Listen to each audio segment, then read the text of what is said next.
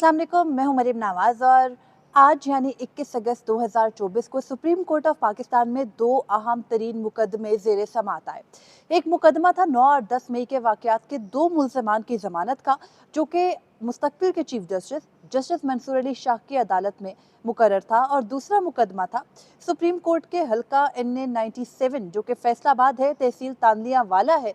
वहाँ से मुस्लिम लीग नून के उम्मीदवार अली गौहर खान की PTI के बैक कैंडिडेट सादुल्ला बलोच के खिलाफ ये दरख्वास्त थी। और यहाँ पर जो दोनों मुकदमात हैं उन दोनों के अंदर ही कुछ ऐसी समात हुई कि जिसको जो काबिल ज़िक्र भी है, और इसके कुछ ऐसे पोशीदा हकाइक भी है जिनके ऊपर रोशनी डालने की ज़रूरत है। एक तो ये कि जस्टिस मंसूर अली शाह ने कैसे 9 और 10 मई से मुतालिक ख़ुद को एक मरतबा फिर मुतनाज़ा बनाने से गुरेज किया, और दूसरा ये कि जो NA 97 वाला मामला है उसमें मुस्लिम लीग नून के उम्मीदवार की सिर्फ एक गलती उनकी सीट जो है वो बचाने में नाकाम साबित हुई। ये गलती क्या थी, इससे मुतालिक भी बात करते हैं, लेकिन पहले इस व्लॉग में बात करेंगे 9 और 10 मई के वाक़यात के जो दो मुल्ज़िमान हैं आज उनकी ज़मानत का। एक मुल्ज़िम के तो वकील मौजूद नहीं थे, और जो दूसरे मुल्ज़िम हैं जो कि जिना हाउस हमला केस में नामजद है, उनका नाम हमाद नज़ीर है, और उनकी दरख्वास्त ज़मानत पर समाअत थी।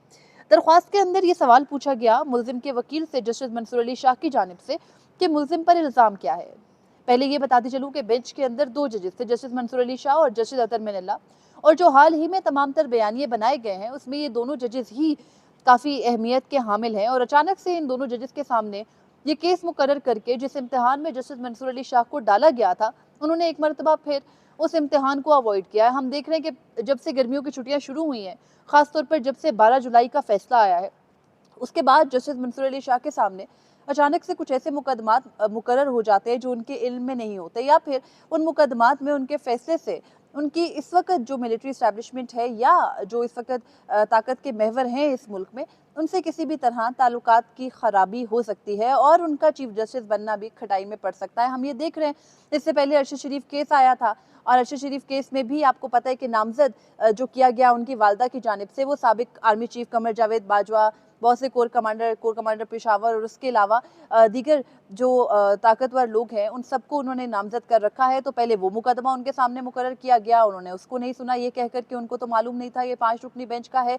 फिर हमने देखा जजिस कमेटी मिनट्स आने लगे, और आज ये 9 और 10 मई वाक़यात से मुतालिक मुकदमा अचानक से गुज़िश्ता रोज़ मुकर्रर हो गया। खैर, ज़मानत का केस है, ज़मानत के केसेस में जल्दी भी होती है। जस्टिस मंसूर अली शाह ने मुल्ज़िम के वकील से, मुल्ज़िम जो कि हमाद नज़ीर है, उनसे ये सवाल किया कि मुल्ज़िम पर इल्ज़ाम क्या है। तो उनको बताया गया वकील की जानिब से कि मुल्ज़िम पर पुलिस कांस्टेबल को डंडा मारकर ज़ख्मी करने का इल्ज़ाम है, जबकि पुलिस कांस्टेबल का जब मेडिकल हुआ तो मालूम पड़ा कि जो कांस्टेबल है उसको लोगों के पत्थर मारने की वजह से वो ज़ख्मी हुआ, डंडा मारने की वजह से ज़ख्मी ही नहीं हुआ। और फिर जस्टिस अतर मिनल्ला ने वो सवाल किया जिस सवाल को जस्टिस मंसूर अली शाह ने एकदम से कवर अप करके एक और क्वेश्चन कर लिया। जस्टिस अतर मिनल्ला ने पूछा कि सीसीटीवी फुटेज क्या आपकी है, और आपको मालूम है सीसीटीवी फुटेज के हवाले से आजकल बात कौन करता है, इमरान खान करते हैं। वो बार बार कहते हैं 9 और 10 मई के वाक़यात की सीसीटीवी फुटेज निकाल दें तो बिल्कुल पता चल जाएगा कि वो फॉल्स फ्लैग ऑपरेशन था। तो उसी किस्म का सवाल किया गया। उसके बाद जस्टिस मंसूर अली शाह ने जस्टिस अतर मिनल्ला के सवाल के फौरी बाद पूछा कि क्या मुल्ज़िम की जगह पर जाए वक़ुआ पर मौजूदगी के कोई शवाहिद हैं। इसी किस्म के सवाल किए जाते हैं। खैर, जब जमानत के केसेस होते हैं उनमें तो मुल्ज़िम के वकील ने बताया कि कोई सीसीटीवी पेश नहीं की गई, ना ही कोई शवाहिद मौजूद है। अदालत ने जो पंजाब हुकूमत है उसको नोटिस जारी करते हुए, यानी ज़ाहिर है प्रोसिक्यूटर जनरल पंजाब ही आएंगे, उनके ज़रिए नोटिस जारी करते हुए इस केस को गैर मुअय्यना मुद्दत तक मुलतवी कर दिया है। और जस्टिस मंसूर अली शाह ने एक मरतबा फिर ख़ुद को मुतनाज़ा बनाने के एक जो और उनको मदार में कैद कर दिया गया था, उससे ख़ुद को कुछ अरसे के लिए निकाल लिया है। केस गैर मुअय्यना मुद्दत के लिए मुलतवी कर दिया है। अमूमी तौर पर होता ये है कि जैसे छुट्टियों के दौरान बेंचेस चल रहे हैं तो वो एडजमेंट्स नहीं देते, क्योंकि आइंदा हफ्ते उन्हें नहीं पता होता कि बेंच मौजूद होगा, यही जजेस अवेलेबल होंगे या नहीं होंगे।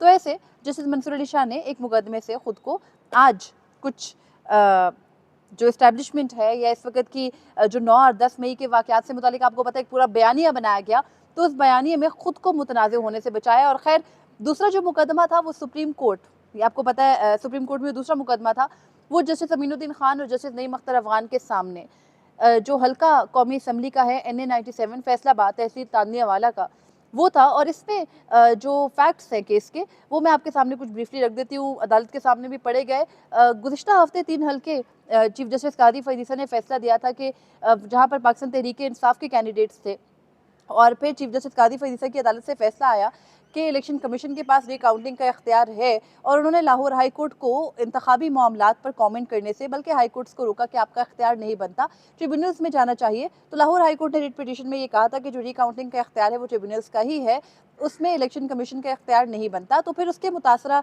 जो फरीकैन हैं मुस्लिम लीग नून के, बेसिकली वो सुप्रीम कोर्ट में आ रहे हैं रिलीफ लेने के लिए। 3 जो सुप्रीम कोर्ट ने पिछले हफ्ते हल्के एक तरह मुस्लिम लीग नून को तो दिए, लेकिन आज केस थोड़ा डिफरेंट हो गया। एक गलती जो कि मुस्लिम लीग नून के कैंडिडेट के जानिब से हुई और उनके वकील नहीं अदालत के सामने रिकॉर्ड पेश कर सके, उसकी वजह से फ़ायदा पहुंचा पाकिस्तान तहरीक-ए-इंसाफ के बैक्ड कैंडिडेट सादुल्लाह बलोच को, और सादुल्लाह बलोच ही इसमें कामयाब भी करार पाए हैं। उनकी कामयाबी बरकरार रखी है सुप्रीम कोर्ट ने। मामला ये था कि जो जजेस थे उन्होंने ये पूछा कि क्या जो पहले फैसला आ चुका सुप्रीम कोर्ट का, यानी चीफ जस्टिस कादी फैज़ का, वो फैसला और जो मौजूदा केस है, क्या इनके फैक्ट्स एक ही जैसे हैं? तो जो वकील थे मुल्जिम के कह रही हूँ, जो पिटिशनर के वकील थे, यानी मुस्लिम लीग नून के उम्मीदवार के वकील हसन रज़ा पाशा, उन्होंने ये बताया कि बिल्कुल आइडेंटिकल केस है, वही मुकदमा है, यानी फैसला सुप्रीम कोर्ट का आ चुका, अब आप हमें रिलीफ दे दीजिए। लेकिन फिर सवालात हुए, और ये बताया गया जो जजेस की जानिब से, यानी जस्टिस नईम अख्तर अफ़गान ने ये कहा कि 2 शराइत हैं। 2 शराइत ये हैं कि, पहले केस बता देती हूँ, केस वही है कि सबसे पहले पाकिस्तान तहरीक-ए-इंसाफ के कैंडिडेट्स जीत गए। कैंडिडेट जो थे सादुल्लाह बलोच, वो जीत गए NN-97 से। उनकी जीत के खिलाफ आरओ को, पहले आपको पता है कंसोलिडेटेड रिजल्ट्स यानी हतमी नताइज बनने से पहले रिटर्निंग अफसर के पास 2 शराइत की बुनियाद पर दरख्वास्त दायर करना होती है। एक तो ये कि जो आपका वोट का जिस डिफरेंस से जीता है एक कैंडिडेट, यानी पहले और दूसरे नंबर का, तो जो आपका वो वोट का तनासुब है वो कम होना चाहिए 5% से 10%।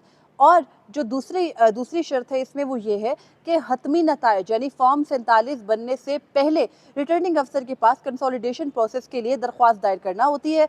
अब ये जो दरख्वास्त थी, इस दरख्वास्त की तारीख नहीं बता सके मुस्लिम लीग नून के कैंडिडेट अली गौहर खान, और फिर अदालत ने ये जो दोनों शराइत थी, ये कहा जैसे नईम अख्तर अफ़गान ने कि अगर ये शराइत आप पूरी कर लेंगे, तो फिर इन शराइत को पूरी करने के बाद रिटर्निंग अफसर के पास अब सुप्रीम कोर्ट ऑफ पाकिस्तान के चीफ जस्टिस कादी फैज़ के लिखे गए फैसले के बाद कोई सवाबदीदी इख्तियार नहीं है कि वो रिकाउंटिंग ना कराए। अगर तो रिटर्निंग अफसर की गलती है, तो फिर जो सुप्रीम कोर्ट का पहले का फैसला था, यानी चीफ जस्टिस कादी फैज़ का, वो बरकरार रहता। लेकिन अगर रिटर्निंग अफसर की गलती नहीं है, तो फिर लाहौर हाई कोर्ट का फैसला दुरुस्त करार पाएगा, ये जस्टिस नईम अख्तर अफ़गान ने कह दिया। अब यहाँ पर वही मसला था कि आरओ के सामने, यानी पीटीआई के कैंडिडेट जीत गए, और उनके जो मुस्लिम लीग नून के कैंडिडेट हैं, उन्होंने रिटर्निंग अफसर के सामने दरख्वास्त दी। अब रिटर्निंग अफसर ये कहते हैं कि मेरे सामने दरख्वास्त नहीं आई NN-97 के।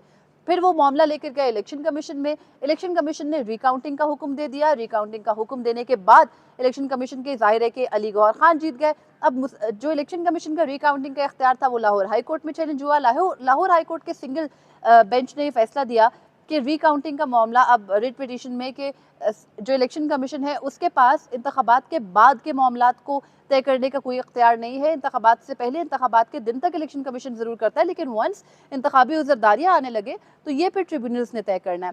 अब इस फैसले के बाद जो मुस्लिम लीग नून के उम्मीदवार है, उनको ज़ाहिर लाहौर हाई कोर्ट से रिलीफ नहीं मिला, तो वो पहुंचे सुप्रीम कोर्ट। और आज सुप्रीम कोर्ट में सिर्फ एक गलती कि वो अपनी जो रिटर्निंग अफसर को इंतखाबात के अगले ही रोज़ हतमी नताइज मुरतब करने से पहले, यानी फॉर्म 47 बनने से पहले जो दरख्वास्त दायर करनी होती है रिटर्निंग अफसर के पास कंसोलिडेशन प्रोसेस की, वो नहीं दिखा सके। दरख्वास्त तो मौजूद थी, लेकिन दरख्वास्त पर तारीख नहीं थी।